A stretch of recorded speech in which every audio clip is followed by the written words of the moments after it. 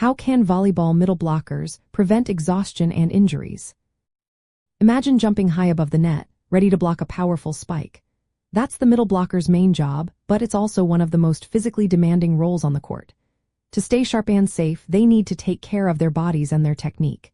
Middle blockers perform lots of quick jumps and side-to-side movements, which put stress on their muscles and joints.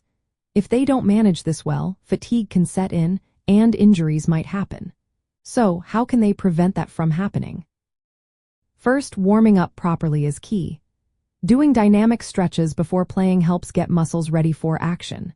Stretching muscles like the hamstrings, which are used in jumping, and shoulder muscles, which help with blocking, keeps them flexible and less prone to tears.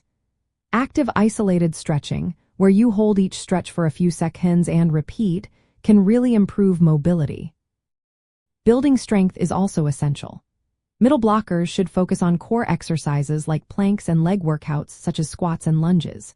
These help develop the muscles needed for explosive jumps and safe landings. Resistance band exercises for shoulder stability, like external rotations, are great too.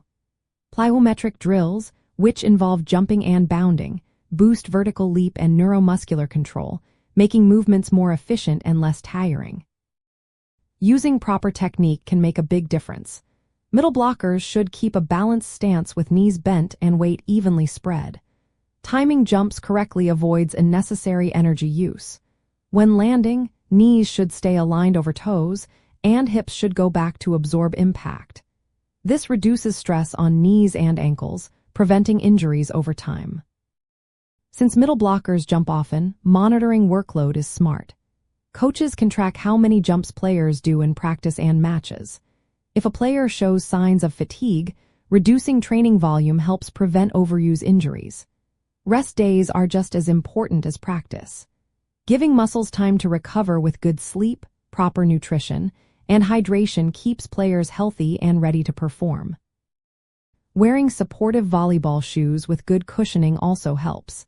These shoes absorb impact and protect lower limbs from injury. Playing on softer surfaces or using mats during training can lessen the impact on joints.